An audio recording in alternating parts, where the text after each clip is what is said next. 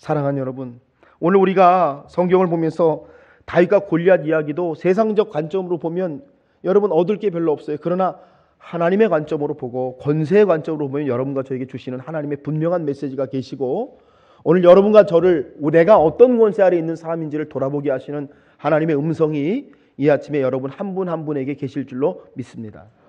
제가 이 말씀을 한 주간 묵상하면서 돌아보며 깨닫게 되는 게 첫 번째 이런 메시지예요. 사울의 진영에 나타난 다윗이라는 말씀입니다. 한번 따라해 보실래요? 사울의 진영에 나타난 다윗. 오늘 말씀 보면 이스라엘과 블레셋이 전쟁을 하고 있습니다.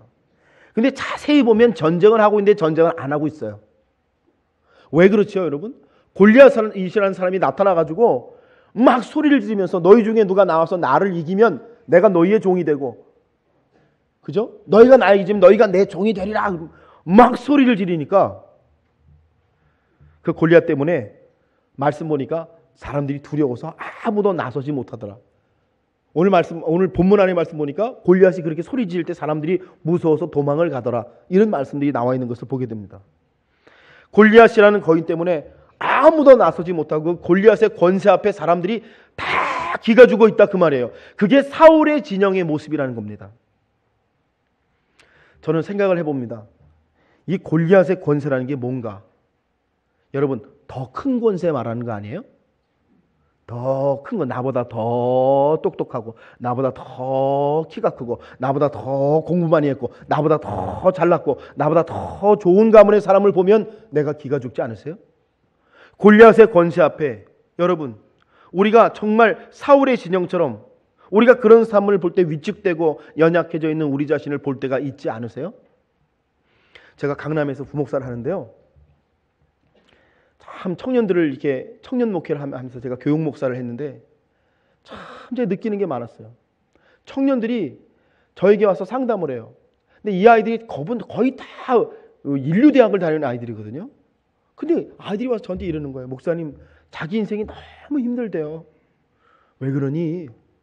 뭐 그렇게 힘들어? 그랬더니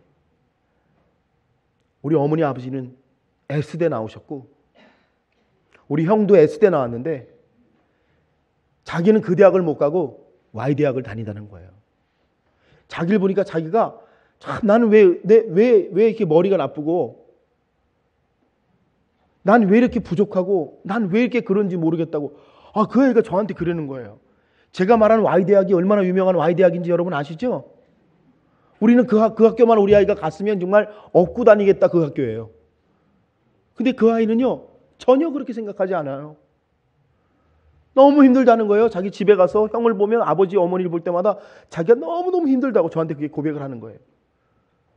청년회장을 하던 친구는요, 걔는 S대 법대를 다니다가 S전자에 들어갔거든요. 근데 1년 만에 간도요. 야, 왜 간도니? 이랬더니 갔더니요, 너무 잘난 애들이 많아갖고 그 회사에 너무 잘난 애, 미국에 더 유명한 학교 나온 아이들이 막 설치고 다니니까 자기가 자존감이 떨어져가지고 회사를 못 다니겠다는 거예요. 나보다 더 뛰어난 애들, 나보다 더 대단한 애들, 나보다 더 똑똑한 애들, 나보다 더 일 잘하는 애들 만나니까, 목사님, 제가 아무것도 아니라는 사실을 깨달았습니다. 여러분, 청년 애들이 와서 저한테 그런 상담을 하는 거예요. 제가 그때 깨달았어요. 인생이라는 게 이런 거구나. 나보다 더 똑똑하고, 나보다 더 대단하고, 나보다 더 키 큰 사람을 만났을 때 키 작은 사람인 우리는요, 눌려 있을 수밖에 없고 지쳐 있을 수밖에 없다는 거예요. 여러분, 그 세상 권세라는 게 그런 거라는 거예요. 그런데 오늘 말씀을 제가 가만히 보면서 그게 어디 사울의 진영의 모습이기만 하겠는가? 우리들의 모습이고, 제가 지금 고백한 것처럼 제가 목회하던 청년들의 모습이고, 정말 우리가 살아가는 삶에 있어서 골리앗의 권세 앞에 정말 기죽어 있는 우리 자신들의 모습을 성경이 말씀하는 거 아닌가? 그런데 여러분, 오늘 말씀이 무슨 말씀하시냐면, 그렇게 눌려있는 사울의 진영에 한 사람이 나타나잖아요, 여러분. 여러분, 골리앗의 권세 앞에 기죽어 있는 그 진영에 한 사람이 등장을 합니다. 그런데 이 사람이 딱 등장을 하니까 모든 것이 달라지기 시작합니다. 이 사람이 나타나서 물어요. 왜들 이러고 있냐고. 아니, 왜 전쟁을 안 하고 왜들 이러고 있어요? 여러분, 성경을 보니까 이 사람이 그렇게 묻고 있는데 골리앗이 그때 마침 또 나와가지고 막 소리를 지르고 막 그러니까 사람들이 무서워서 막 도망가는 그런 일이 또 일어납니다. 그런데 그 사람이 그 장면을 다 보고서 이렇게 말하죠. 이 할례 받지 않은 블레셋 사람이 누구이기에 살아계신 하나님의 군대를 모욕합니까? 제가 성경 읽다가 깜짝 놀랐어요. 골리앗의 권세를 보고도 이 사람은요 눌리지가 않아요. 기가 죽지가 않아요. 이 사람은요 그게 아무 상관이 없는 거예요. 사랑하는 여러분, 그 사람이 누구죠? 다윗입니다. 제가 이 성경 읽다가 만나게 되는 거예요. 이런 거구나. 하나님의 권세, 세상의 권세가 아니라 하나님의 권세를 고백하는 사람이 사울의 진영에 딱 나타나니까요, 사울의 진영이 술렁이는 거예요. 여러분, 살아계신 하나님을 고백하는 사람이 골리앗의 권세 앞에 기죽은 사람들 속에 딱 나타나니까요, 그 한 사람으로 말미암아 여러분 죽어있던 사울의 진영이 깨어나기 시작한다고 성경이 우리에게 말씀해 주려고 하시는 거예요. 여러분, 여러분의 가정에 사울의 진영에 눌려있던 우리의 가정에도 다윗 같은 여러분 하나님의 권세, 생명 권세를 고백하는 사람이 하나 딱 나타나면 그 사람 때문에 우리 가정이 사는 역사가 있을 줄로 믿습니다. 우리 속해 우리 선교회 우리 교회예요. 여러분, 하나님의 권세, 다윗처럼 살아계신 하나님의 권세를 고백하는 사람이 나타나기만 하면 그 한 사람으로 말미암아 놀라운 역사가 나타난다고 말씀하시는 것이 성경의 말씀이신 것을 여러분 믿으시기를 바랍니다. 다윗이 나타나니까 사울의 진영이 달라지는 거예요. 하나님의 살아계심에 대해서 고백하는 사람이 나타나니까, 하나님의 권세에 대해서 이야기하는 사람이 나타나니까 사울의 진영이 달라지는 거예요. 여러분, 그래서 다윗은요 예수님의 모티브가 되는 거죠. 왜요? 저는 이 말씀이어서 예수님이구나 그랬어요. 여러분, 예수님이 이 땅에 딱 오셔서 생명 권세를 딱 드러내시니까 어떻게 됩니까? 남편 5 두고 넘어지고 쓰러졌던 수가성 여러분 우물가의 그 여자가 예수 생명 권세를 만나니까 예수님 말씀하시잖아요. 네가 내게 주는 물은 다시 목마르지만 내가 너에게 주는 물은 영원히 목마르지 아니하리라. 그 말씀 듣고 그 생명 권세를 만나니까 여자가 물동이를 던지고 예수님을 전하러 마을로 내려갔더라. 성경이 말하잖아요. 생명 권세가 일어나니까요 세상 권세는 깨지는 거예요. 여러분, 사람들이 병자를 데리고 와서 예수님께 그러죠. 예수님, 이 사람 병든 게 누구 때문입니까? 이 사람의 죄 때문입니까? 이 사람의 부모의 죄 때문입니까? 아픈 것도 억울해 죽겠는데 그 당시 사람들은 그렇게 사람을 저주한 거예요. 이 사람이 지금 병든 게 이 사람의 죄 때문입니까? 이 사람의 부모의 죄 때문입니까? 근데 주님이 뭐라고 그러세요? 생명권세의 주님이 뭐라고 그러세요? 이 사람이 병든 것은 하나님의 영광이 나타나게 하기 위함이다. 그러면서 그 사람을 예수의 이름으로 여러분 그 병이 떠나가게 하시니까 거기 있는 사람들이 다 하나님께 영광을 돌리더라. 성경이 그렇게 말씀하시잖아요. 예수님이 이런 분이신 거예요. 생명권세 가지신 분이 세상 안으로 들어오니까 세상의 절망이 씻어지는 역사가, 세상에 여러분 잘못된 병이 치료되는 역사가 여러분 나타나게 되는 줄로 믿습니다.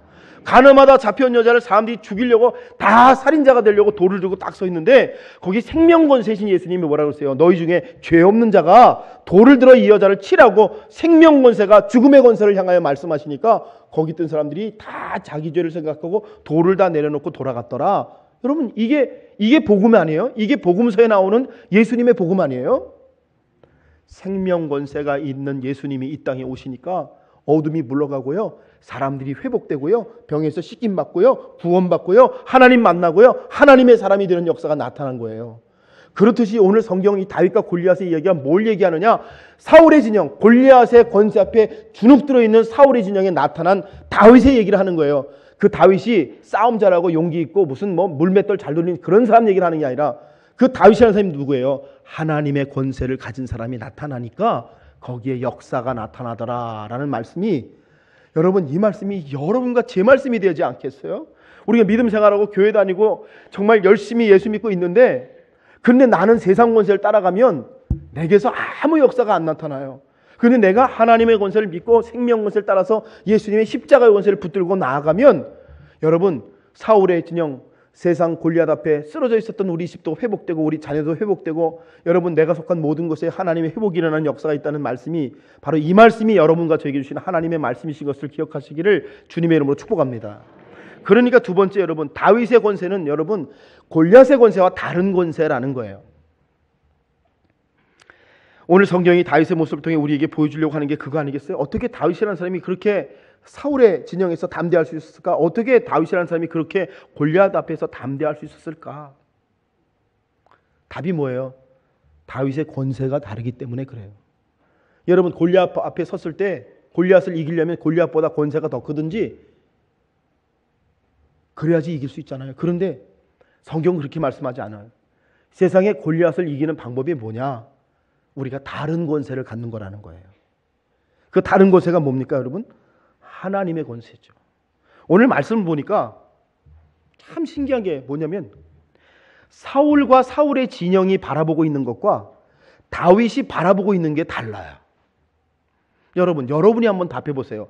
사울과 사울의 진영은 뭘 보고 있죠? 골리앗을 보고 있잖아요. 그들의 눈에는 골리앗만 보이는 거예요. 나보다 더 큰 사람, 나보다 더 대단한 사람, 나보다 더 똑똑한 사람밖에 안 보이는 거예요. 그래서 그 사람 때문에 기가 죽어 있는 거예요. 그런데 다윗은요, 보는 게 달라요. 여러분, 다윗이 뭘 보고 있는 거죠? 하나님의 살아계심을 보고 있는 거예요. 보는 게 달라요. 그래서 다윗이 고백하는 말이 뭐냐면 26절에 살아계신 하나님의 군대라는 말을 해요. 저 블레셋 사람이 누구기에 이 살아계신 하나님의 군대를 모욕하는, 여러분, 뭐가 살아있는 군대입니까? 지금 골리앗 앞에 기가 죽어가지고 다 나가 싸울 생각도 하지 않고 다 텐트에 들어가 숨어서 나오지도 않는데 사울의 군대가 무슨 살아계신 하나님의 군대예요? 기 죽어 있는 세상 군대죠. 그런데 다윗이라는 사람이 뭐라고 불러주냐면 살아계신 하나님의 군대라는 거예요. 다윗은 그렇게 바라보는 거예요. 왜 그렇게 바라보죠? 사울의 군대를 보기 때문이 아니라 사울의 군대 뒤에 계시는 살아계신 하나님을 바라보기 때문에 다윗이 그렇게 고백하는 거예요. 살아계신 하나님의 군대라는 거예요.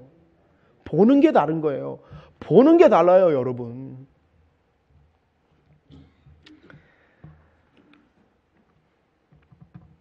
다윗은 이렇게 사울의 군대를 보아주는데 정작 사울의 군대는 그런 고백이 없어요. 자기들이 잘못 보고 있어요. 골리앗 앞에 아무것도 아닌 우리들, 아무도 나서지 못하는. 그런데 내가 성경 보다가요, 가만 있어봐. 이 모습이 지금 성경에 처음 나오는 모습이 아니잖아요. 가만히 보니까 여러분, 지지난주에 우리가 나눈 것처럼 하나님께서 10명의 정탐꾼을 가나안에 보내셨는데 하나님께서 12명의 정탐꾼을 보내신 것은 하나님이 주실 가나안 땅을 보고 오라는 거였죠. 하나님이 약속하시고 주실 땅을 너희가 가서 둘러보고 와라. 내가 너에게 줄 땅이 얼마나 좋은지 보고 와. 그랬는데 12명의 정탐꾼 중에 10명의 정탐꾼은 뭘 보고 왔죠?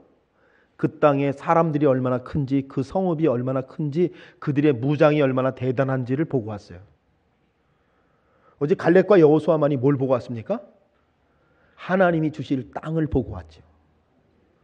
그런데 중요한 것은 10명의 정탐꾼이 이스라엘 백성 앞에 보고를 하면서 뭐라고 보고해요? 그들이 본 것에 대해서 보고를 하죠. 그래서 뭐라 그래요? 그들과 비교해 보니까 우리는 뭐예요? 메뚜기 같다? 여러분, 골리앗 이야기가 여기 지금 사무엘상에만 있는 게 아니라 민수기에도 있고요. 여러분, 출애굽기에도 있고요. 가만히 있어봐. 여러분, 가인과 아벨의 이야기에도 있고요. 여러분, 성경에 가만히 보니까 이 골리앗 앞에서 자기를 잘못 해석하는 사람들의 이야기가 수도 없이 있구나라는 걸 제가 깨닫게 됐다는 거죠. 사무엘상인데 이쯤 되면 여러분, 구약 성경을 보면 사무엘상쯤 왔으면 하나님이 출애굽시키셔서 광야에서 훈련시키시고 가나안 땅 다 정복하시고 가나안 땅 다 주신 다음의 이야기잖아요. 지금 다윗 시대 이야기니까. 근데도 여전히 이스라엘 사람들은 어떻게 자기들을 고백하는 거죠? 골리앗만 나타나면 메뚜기래요. 대단한 사람만 나타나면 아무것도 아니라는 거예요. 누굴 보니까 그렇죠? 골리앗을 바라보니까 그렇다는 거예요. 참 다르구나. 다윗의 권세가, 다윗이 보는 게 참 다르고 다윗 안에 있는 권세는 다른 것이구나. 여러분과 제가 신앙생활하고 믿음생활 하시면서 이렇게 여러분 다윗의 모습으로 바라볼 거냐, 사울의 군대의 모습으로 바라볼 거냐를 여러분께서 오늘 영적으로 선택하시고 하나님의 사람으로 승리하신 여러분 되시길 주님의 이름으로 축복합니다. 자, 제가 열왕기상 8장 말씀을 새벽에 큐티하면서요. 솔로몬이 이제 성전을 다 짓잖아요. 성전을 다 줬어요. 그리고 이제 솔로몬이 하나님께 기도하는 말씀이 열왕기상 8장에 나오는데 제가 읽다가 깜짝 놀랐어요. 솔로몬이 이렇게 기도해요. 성전을 다 완성해놓고 솔로몬이 뭐라 그러냐면 하나님이 어찌 우리 인간들이 지은 이 건축물 성전에 계실 수가 있겠습니까? 하늘이라도 하나님을 품을 수 없거든 어찌 우리가 건축한 이 성전에 하나님이 계실 수가 있겠습니까? 아니 뭐야? 그럼 왜 졌어? 아니 그럼 성전 뭐하러 졌어요? 근데 솔로몬이 성전 다 7년 동안 성전을 그렇게 정성스럽게 져놓군요. 고백이 뭐냐면 하나님은 이곳에 계실 분이 아니라는 거예요. 근데 그 다음에 기도가 뭔지 아세요? 그러나 하나님, 만약 하나님의 백성이 이곳에서 기도하면 하나님이 들어주시기를 원합니다. 이곳에서 회복에 대한 기도라면 들어주시고 이곳에서 회개하면 용서해 주시고 병 걸린 자들이 와서 이곳에서 병을 위해 기도하면 낫게 하시는 역사가 이곳에서 일어나게 하여 주시옵소서. 그렇게 기도하는 거예요, 솔로몬이. 제가 깜짝 놀랐어요. 야, 솔로몬이 역시 다르구나. 권세가 다르구나. 뭐예요? 하나님은 그래요, 맞아요. 인간이 지은 건축물 안에 계시는 분이 아니지요. 그러나 솔로몬이 여러분 그 틀에 대한 이야기를 하는 게 아니에요. 어떤 사람은요, 이 성전 잘 지어놓고요, 하나님은 여기 계시다는 거예요. 이 틀이 좋다는 거예요. 틀이 좋으니까 거하신다는 거예요. 근데 솔로몬은 여러분 틀에 대해서 얘기를 하지 않고요, 생명, 정말 이 성전이 존재하는 이유가 뭐냐, 그걸 하나님께 고백하는 거예요. 하나님이 성전이 존재하는 이유는 하나님이 여기 계시는 것이 아니라 하나님의 백성이 이곳에 나와서 기도할 때 하나님 앞에 기도가 올려지는 거룩한 장소로서 이곳이 사용되게 하여 주시옵소서. 성전이 있다는 건 그런 거예요, 여러분. 여러분이 세상 살다가 지치고 여러분 쓰러지고 어려움 겪고 낭망하고 병이 들고 그러면 이곳에 오셔서 여러분이 하나님께 기도를 드릴 때 하나님이 여러분을 치료하시고 새롭게 하시고 복 주시고 은혜 주시는 장소로서 이곳이 존재하는 것임을 여러분 믿으시기를 바랍니다. 그 고백을 누가 해요? 솔로몬이 한단 말이에요. 여러분 다른 고백을 하는 사람들이 있단 말이에요. 오늘 다윗이 다른 고백을 하는 것처럼 살아계신 하나님의 군대라는 고백을 하는 것처럼 여러분에게도 믿음의 다른 고백을 가지시고 살아계신 하나님의 손을 붙드시고 하나님과 함께 여러분이 있는 자리에서 승리하시는 여러분 되시길 주님 여러분 축복합니다. 그래서 제가 마지막 세 번째 생각하게 되는 게 이런 거예요. 이 사람이 어떻게 이런 권세를 가지게 됐지? 다윗은 도대체 어떻게 이렇게 믿음 좋은 사람이 됐을까? 그게 제 궁금증이에요. 근데 오늘 후반부의 말씀 보니까 이제 다윗이 그 진영에 나타나서 누가 살아계신 하나님의 군대를 모욕하는가 이런 얘기를 한 게 아마 사울왕에게 들어갔던 모양이에요. 사울왕이 여러분 다윗을 불렀어요. 누가 그런 얘기 했냐? 다윗이라는 사람이 그랬어요. 와 데리고 와라. 자기 진영 앞에 자기 막사 앞에 데리고 온 거예요. 아니 사울이 이렇게 보니까 소년이잖아요, 여러분. 조그만 애가 온 거 아니에요. 사울이 얼마나 기가 막혀요. 그래서 성경 보니까 뭐라고 사울이 말하냐면 너는 소년이니 싸울 수 없도다 이렇게 말해요. 너는 애니까 애야 어른들 노는데 와서 그러지 말고 너 집에 돌아가 그런 얘기 아니겠습니까? 골리앗을 보고 다윗을 보니까 사울이 보기에 다윗은 골리앗과 싸울 수가 없는 사람이라는 거예요. 여러분 제 말 잘 들어주세요. 골리앗을 보고 다윗을 보니까 너는 골리앗하고 싸울 수가 없는 사람이라는 거예요. 이게 여러분 사울의 해석이에요. 그런데 그 얘기를 딱 듣고서 다윗이 34절 35절에 뭐라고 말하면 이렇게 말합니다. 여호와께서 나를 사자의 발톱과 곰의 발톱에서 건져내셨은즉 나를 이 블레셋 사람의 손에서도 건져내시리이다. 다윗이 여러분 사람은 자기 해석이라는 게 얼마나 중요한지 몰라요. 사울은 어떻게 했다고요? 골리앗을 보고 다윗을 보니까 야 너 애니까 집에 가 그랬단 말이에요. 근데 다윗은 어떻게 해석을 하냐면 이전에 나와 함께 하신 하나님이 나를 건져내신 것과 같이 이제도 블레셋 사람의 손에서 나를 건져내실 줄로 믿습니다. 자기 해석이 달라요. 여러분 골리앗을 보고 자기를 해석하는 게 아니에요. 다윗은요 자기 인생에 살아 역사하셨던 하나님을 근거로 자기를 해석하고 있는 거예요. 이게 다른 거예요. 그래서 제가 이렇게 깨닫게 된 거예요. 그런 거구나. 다윗에게 우리가 여러분 신앙을 배우는 거예요. 뭐냐면 다윗이 어떻게 그런 권세를 가지게 됐을까? 복잡하지도 않아요. 너무 단순해요. 두 가지입니다. 첫째, 다윗은 자신이 경험했던 하나님의 권세를 고백해요. 그리고 둘째, 그 권세를 오늘의 상황에서 다시금 고백하는 거예요. 이게 신앙이구나. 아멘 좀 하세요. 신앙생활을 이렇게 하는 거구나. 제가 언젠가 이런 말씀 드린 적 있죠. 예수 안 믿는 사람은요, 과거를 보고 늘 후회해요. 그때 그 남자 만나면 안 됐었는데.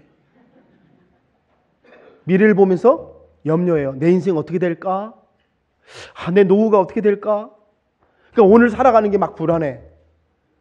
이건 예수 안 믿는 사람의 모습이에요. 다시 해볼게요. 과거를 보면서 후회하고, 미래를 보면서 염려하고, 오늘 불안해 죽겠어. 하나님 믿는 사람은 이렇게 사는 거예요. 과거를 보니까 하나님이 도우시고 인도하시고 함께 하셔서 내가 너무 부족했는데도 하나님께서 도우신 일이 많아요. 그래서 과거를 보면서 감사해요 하나님 그러는 거예요. 과거를 보면서 감사해요. 그러니까 미래를 보면서 뭐냐면 소망을 하게 되는 거예요. 하나님 이제까지 함께 오셨는데 앞으로도 함께하여 주실 줄로 믿습니다. 소망의 사람이 되는 거예요. 그러니까 오늘 어떻게 사는지 아세요? 사랑하며 살아요. 하나님 제게 맡기신 것이 무엇이든지 사랑하며 살겠습니다. 하나님 제가 허락한 것이 무엇이든지 제가 함께하며 살겠습니다. 이렇게 사랑하는 사람으로 산다는 거예요. 예수 믿지 않는 사람의 인생을 살아가는 태도와 예수 믿는 사람의 인생을 살아가는 태도가 이렇게 다른 거예요, 여러분. 그러니까 예수를 믿는다는 거는 그냥 하나님 살아계신 줄 믿어요. 어딘가 계시겠지요가 아니라 우리의 삶에서 우리가 하나님의 권세를 실질적으로 고백하면서 그 하나님의 권세와 함께 살아가는 게 예수 믿는 거라는 거예요.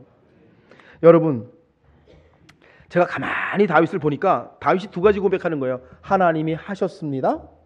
하나님이 하실 줄 믿습니다. 이렇게 고백하는 거더라고요. 한번 따라해 보실까요? 하나님이 하셨습니다. 하나님이 하실 줄 믿습니다.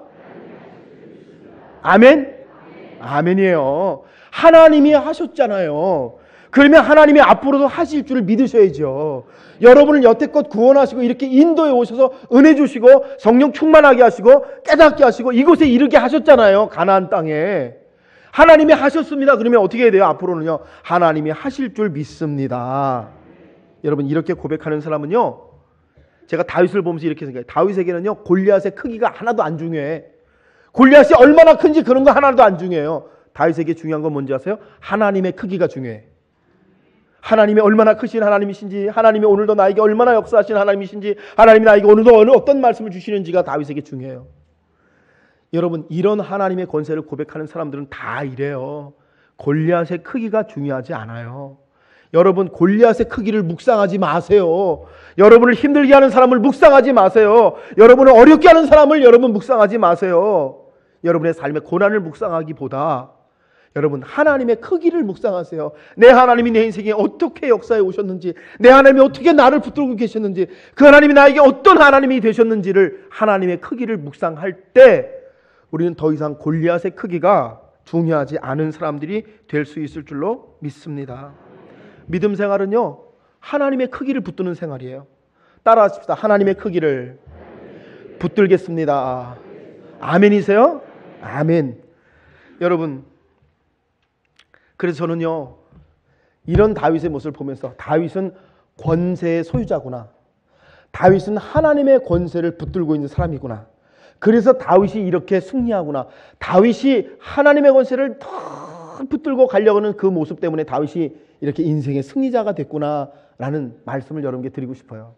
사랑하는 여러분, 여러분 한 분 한 분 위해 오늘 말씀이 앞으로 믿음 생활을 하시면서 여러분의 믿음의 척도가 되셨으면 좋겠어요.